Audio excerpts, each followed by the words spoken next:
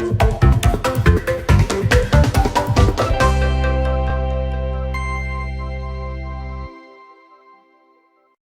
Gateman বা সিকিউরিটির কাছ থেকে। সঙ্গত কারণে জায়গাটির নাম আমি উল্লেখ করছি না, শুধু এটুকু বলে রাখছি ঘটনাটি পশ্চিমবঙ্গের পাশের কোনো একটি রাজ্যতে। উল্লেখিত জায়গাটিতে একসময় রেল ক্রসিং এর জন্য কোনো সিকিউরিটি বা গেটম্যান রাখা ছিল না, কিন্তু এখানে এত পরিমাণ দুর্ঘটনা ঘটত যে গেটম্যান ছাড়া অন্য কোনো উপায় ছিল না। রাস্তা এবং রেল লাইন এমনভাবে বাঁক নিয়ে ক্রস করেছে আর তার চারপাশে এত গাছপালা এবং জঙ্গল যে অনেক সময় রাস্তা পার হবার সময় অনেক গাড়ি বুঝতে পারতো না, কাজেই দুর্ঘটনা একটু বেশি ঘটত। তাছাড়া আরেকটি কারণ হলো এই জায়গাটিতেই অনেকে সুইসাইড করত। আবার এমনও হয়েছে যে ট্রেন হঠাৎ করেই থামিয়ে দিতে হয়েছে গরু বা বন্য কোনো জীব ট্রেনের লাইনে চলে আসার জন্য। বলে রাখা ভালো যে এই ক্রসিং এর একটু পাশেই বন বিভাগের আওতাধীন একটি বড় বন আছে, আর সেখানে বন্য প্রাণীর অভয়ারণ্যও রয়েছে। বন্য প্রাণী বলতে বাইসন, মাঝে মধ্যে দু একটা বন্য হাতি এবং অসংখ্য বানর দেখা যায়। সমস্যার বিষয় হলো এখানে সহজে কেউ ডিউটি করতে চাইতো না, এমনকি স্থানীয় লোকদের মধ্যে নিয়োগ দিলেও অনেকেই রাজি হতো না সহজে। আবার কেউ চাকরি করতে এলেও কিছুদিন পর বিভিন্ন অজুহাত দেখিয়ে জায়গা পরিবর্তনের দরখাস্ত করত। অথরিটি থেকে 3 জন গেটম্যান রাখা হয়, তাদের মধ্যে থেকেই একজনের কাছ থেকে ঘটনাটি কালেক্ট করা। বর্তমানে সে মুদি দোকানে ব্যবসা করে, তাই সে যেভাবে বলেছে ঠিক সেভাবেই তুলে ধরছি। আমি রবিন, সালটা 2002, বছর 5 হলো চাকরিতে জয়েন করেছি। প্রথমে অন্য একটি জায়গাতে জয়েন করলেও 1 বছর পর ওই অভিশপ্ত জায়গাটিতে ছিলাম কিছুদিন। অভিশপ্ত কেন বললাম সেটা হয়তো এতক্ষণে কিছুটা বুঝেই গেছেন। এখানে ডিউটির শুরুতেই আমরা 3 জন একসাথে আসি, আমি, সায়ন এবং বাপিদা। আমি এবং সায়ন সমবয়সী হলেও বাপিদা ছিল আমাদের থেকে প্রায় 7 বছরের সিনিয়র। রেল লাইন ক্রসিং এর ঠিক পাশেই রেল কর্তৃপক্ষের একটি ছোট ঘরে আমরা 3 জন থাকতাম। এই ঘরের সাথেই টয়লেট ছিল এবং ঘরেই আমরা নিজেরা রান্না করে খেতাম। দিন রাত মিলিয়ে বেশ ভালোই ট্রেন যাতায়াত করত। একদিকের কাছের স্টেশন 3 কিলোমিটার দূরে এবং অপর দিকের কাছের স্টেশন 3 কিলোমিটার দূরে। আমরা 3 জন 8 ঘন্টা করে ডিউটি ভাগ করে নিই। কাজের মধ্যে রেল ক্রসিং এর গেট দুটো পাশ থেকে নামিয়ে দেওয়া এবং তোলা। আর সেই সময় জঙ্গল থেকে আসা কোনো বন্য প্রাণী যদি লাইনে ওঠে তাহলে বাঁশি বাজিয়ে তাকে তাড়িয়ে দেওয়া। এর মধ্যে বাপিদা একটা বুদ্ধি বের করে। তার মতে আমরা 2 জন যদি 12 ঘন্টা করে 10 দিন কাজ করি তাহলে একজন ছুটি পাবে। মানে ব্যাপারটা একটু বুঝিয়ে বলি, যদি আমি আর বাপিদা 10 দিন 12 ঘন্টা করে কাজ করি তাহলে সেই সময় সায়ন ছুটি পাবে। যদি সায়ন আর বাপিদা টানা 10 দিন কাজ করে 12 ঘন্টা করে তাহলে ওই 10 দিন আমি ছুটিতে থাকবো। এইভাবে ঘটনাটা চলবে এবং আমাদের নিজেদের মধ্যে প্ল্যান হয়েছিল যে 12 ঘন্টার ডিউটিটাকে আমরা ভাগ করব কিভাবে, না আমি 6 ঘন্টা কাজ করব, তারপর 6 ঘন্টা সায়ন কাজ করবে বা বাপিদা কাজ করবে, যখন যাদের যাদের শিফট পড়বে সেরকম ভাবে। যথারীতি সেবার ডিউটি পড়লো আমার এবং সায়নের। সায়ন প্রথমে 3 দিন ডে শিফট করবে আর আমি নাইট। তখনও কিন্তু আমাদের সাথে কোনো সমস্যা ঘটেনি। আমি এখানকার অনেক কুখ্যাতি শুনেছি কিন্তু ভয় পাইনি কখনো।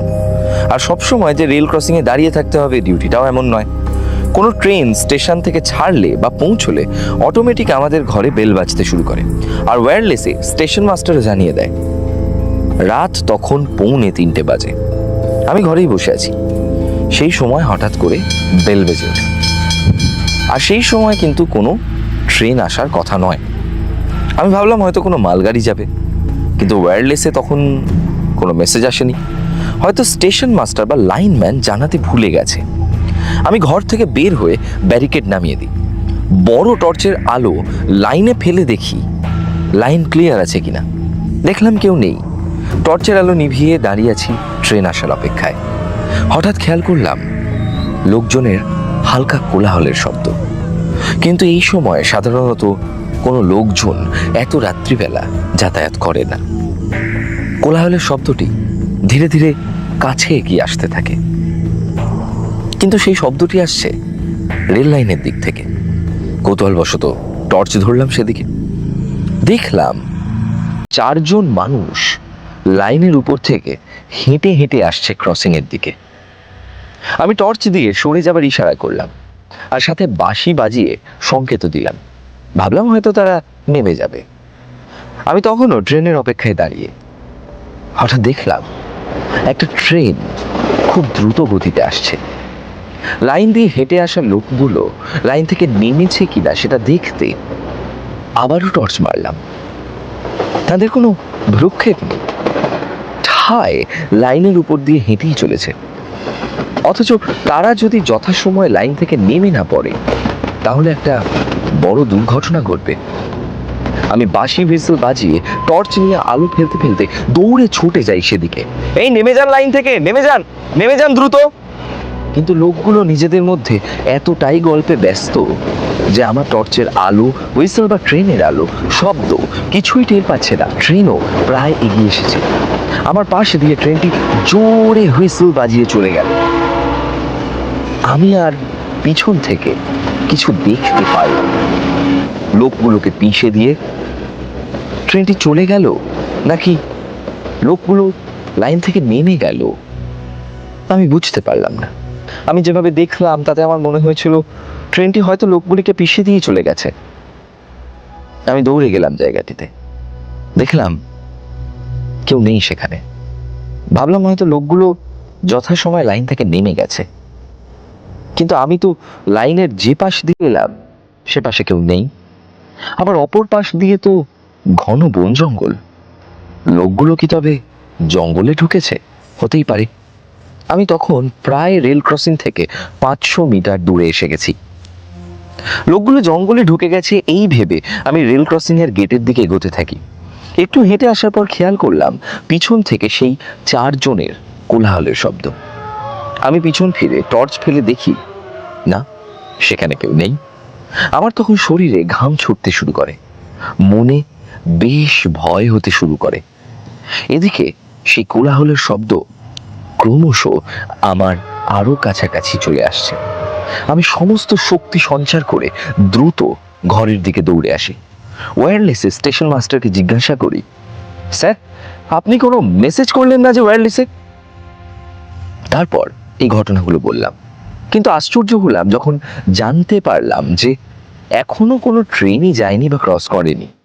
তবে 30 মিনিট পর একটা ট্রেন আসছে। মনে নানান প্রশ্ন ঘুরতে থাকে।